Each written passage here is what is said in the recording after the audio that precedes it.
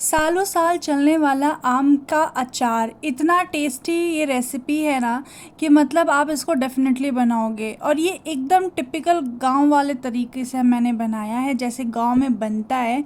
तो इसमें कुछ भी नया नहीं है, लेकिन हाँ, ये इसका टेस्ट ही इतना लाजवाब होता है कि आप इसको जब बनाओगे तो उंगलियां चाटते चाटते खा जाओगे। तो इस रेसिपी को बनाने के लिए तो सबसे पहले आपको मार्केट जाना है और वहाँ से आम को कटवा के लेकर आना है।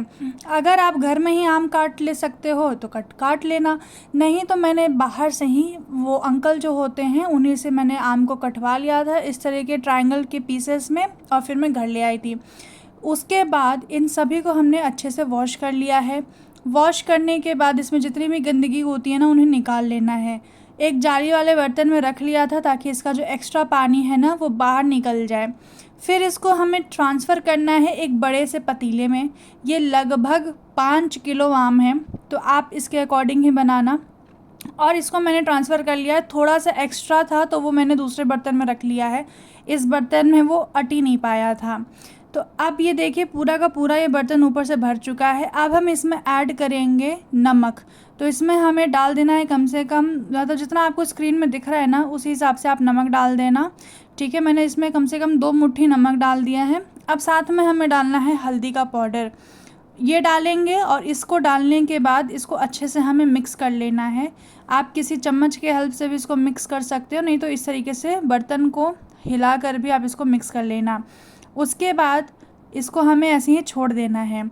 अगले दिन हम इसको धूप में इस तरीके से एक टॉवल जैसा बिछा के, मैंने यहाँ पे दुपट्टा बिछाया है, उसके ऊपर ये सारा का सारा हम इसमें आम को डाल देंगे।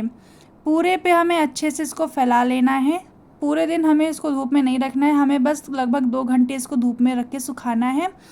पूरे दिन रखोगे तो ये आम का अचार नहीं, आम का सुखौता बन जाएगा। तो आप ध्यान रखिए, इसको सिर्फ 2 ही घंटे या 2.5 घंटे धूप में रखें। उसके बाद ये अपने आप ना ये थोड़ा सा सूख जाएगा, मतलब इसमें पानी नहीं रहेगा। हमें बस इसमें पानी तो नहीं रखना है, पानी को अच्छे से हमें इसको सुखा लेना है। तो पूरे पे हमने फैला लिया है और 2 घंटे तक हमने इसको छोड़ दिया था, ये सारा का सारा। उसके बाद हम इसको अलग से वही बर्तन में वापस से ट्रांसफ़र कर दिए हैं। और अब देखिए सूखने के बाद ये बर्तन थोड़ा सा खाली भी हो गया है। तो 5 किलो के हिसाब से हम मतलब इतना ही अचार हमारा बनने वाला है। अब हम इसमें डाल देंगे कुछ बेसिक से मसाले। तो सबसे पहले मैं इसमें डाल रही हूँ धनिया का पाउडर। अगर आपके पास पाउडर नहीं है तब आप धनिया, जो खड़ा धनिया आता है, उसको लेकर अच्छे से गरम करके रोस्ट करके उसको पीस के पाउडर के फॉर्म में डाल लेना। अब हम डालेंगे इसमें हल्दी पाउडर। उसके बाद मैंने डाला है लाल मिर्च का पाउडर। तो देखो मसाले आप अपने हिसाब से ही डालना कि आपको कितना तीखा पसंद है, कितना कम तीखा पसंद है।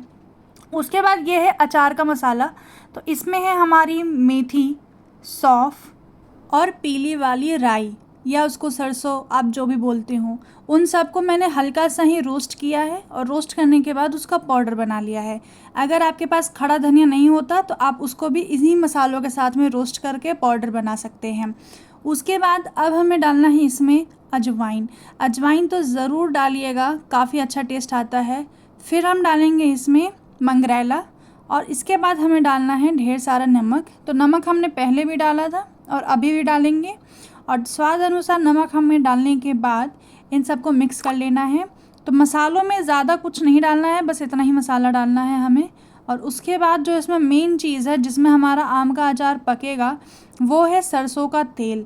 तो यहाँ पे अगर आप तेल डाल रहे हैं तो वो सरसों का ही तेल डालिएगा, कोई रिफाइंड ऑयल या कोई और तेल का यूज़ मत करिएगा। जो असली स्वाद आता है अचार का वो सरसों के तेल से ही आता है। तो इन सभी को आप अच्छे से मिक्स कर लीजिएगा। अगर आपको तेल कम लगे या मसाला कम लगे तो उसके हिसाब से आप एक्स्ट्रा कर या कम जो भी हो उस हिसाब से आप डाल सकते हैं। तो इसको अच्छे से मिक्स कर लेंगे हम, और बस अब हमारा जो आम का अचार है ना वो लगभग तैयार हो चुका है। अब एक ही काम बचा है इसको करने के लिए। ये देखिए एक तरह से सारे मसाले हमारे इसमें सभी अचारों में अच्छे से मिक्स हो चुका है और देखने में भी स्वादिष्ट लग रहा है ना।